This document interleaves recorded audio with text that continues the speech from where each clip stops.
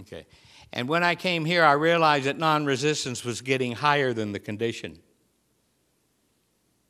Higher than the condition. Mahatma Gandhi taught what? Non-resistance. Martin Luther King taught non-resistance. Ernest Holmes taught what? Non-resistance. Dr. Holmes said the most powerful thing in the universe is non-resistance because nothing will resist it.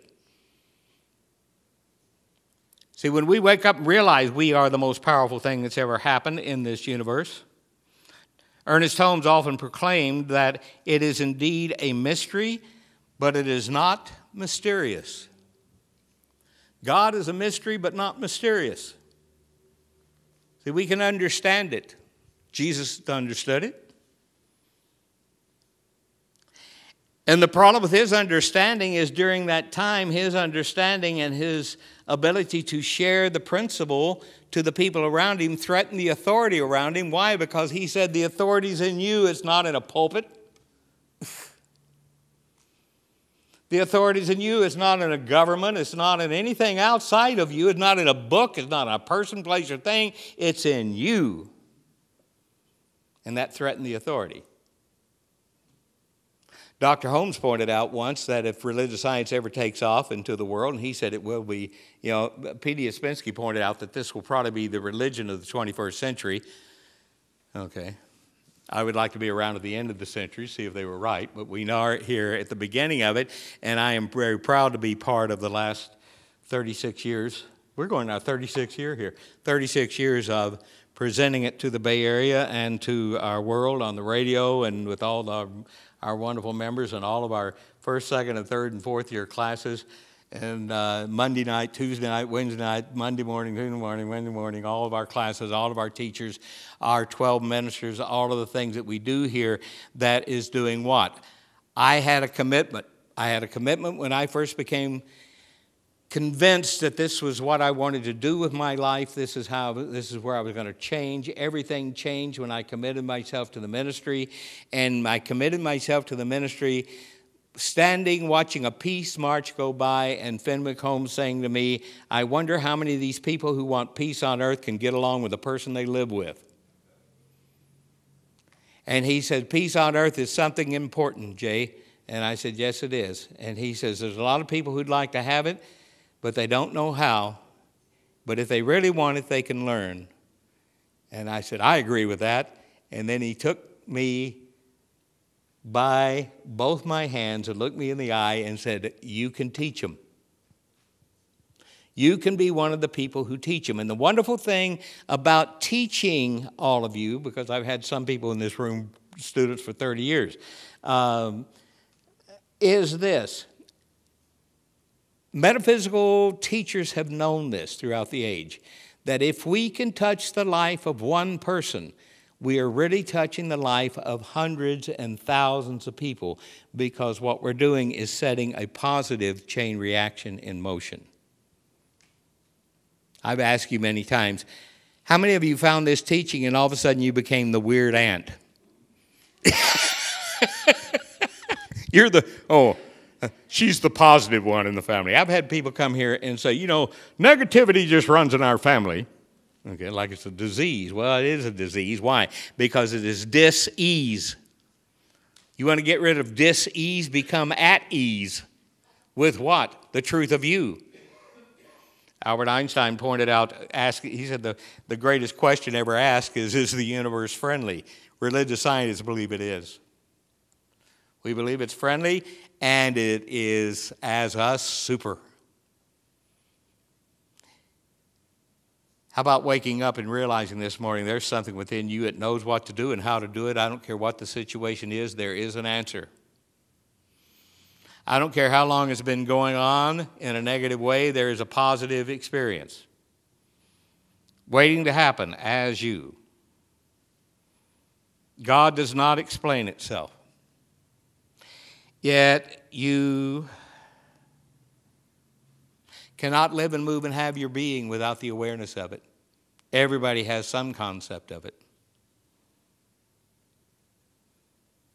How many of you have gone through your experience that you found religious science and all of a sudden something in you begins to stir and you begin to realize it's the real you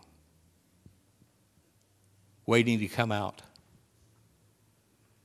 It's the real you ready to embrace the moment. It's the real you waiting to happen.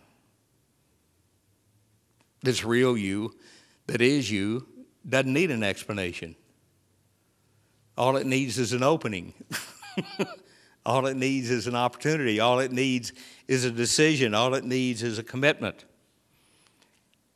Everyone say, thank you, God, for the awareness I have of you as me. See, and that gets rid of duality, doesn't it? See, don't hang on to trying to beseech something to change its mind about you. Our challenge is to wake up and change our mind about ourselves. Thou art that which I am that which thou art. That's all we have to know. Thou art that which I am that which thou art. Dr. Holmes continues, in this handout I gave you, it is impossible to think of a time when law did not operate. It is impossible to conceive that it was ever created. Therefore, law must be coexistent and co-eternal with the Spirit, a part of the causeless nature of divine reality. The Spirit operates through law, which is part of its own nature. Therefore, all action must be some action of Spirit as law. The word of Spirit moves through law, and since the law must be as timeless as the Spirit, we could not think of a time when law was not, or a time when it could cease to be. Neither can we imagine the law ever failing to operate once it is set in motion. We have then an infinite Spirit and an infinite law, intelligence, and the way it works, God working through law, which is unfailing and certain. Creation, the activity of God, the activity of Spirit, the passing of substance into form through law, which is set in motion by the word of Spirit. Spirit, the same yesterday, today, and forever. So our thought cannot picture a time when the activity of Spirit will cease. Dear people, since the beginning of this planet to now, if you put it on a clock, we showed up 15 seconds ago. If you put it on a 24-hour clock, we showed up 15 seconds ago. Jesus was walking around about 2 seconds ago. Okay. We are just barely out of the caves. We are just barely understanding the truth of our being. And I agree with the great teachers, especially Dr. Ouspensky, who Ernest Holmes and Fenwick appreciated. It was Fenwick Holmes who introduced me to Ouspensky's work, who pointed out that in the 21st century, we will see the beginning not of Christianity, but of the Christ person. The Christ person.